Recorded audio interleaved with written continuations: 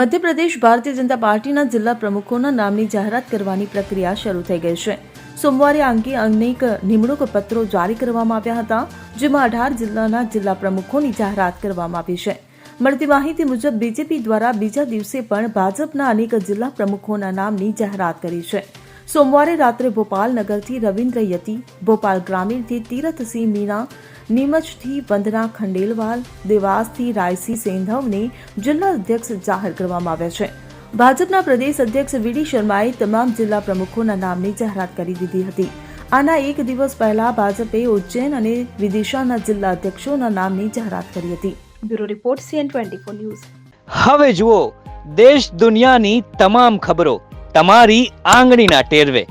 ઉઠાવો મોબાઈલ અને Google Play Store પરથી ડાઉનલોડ કરો અમારી CN24 ન્યૂઝ મોબાઈલ એપ.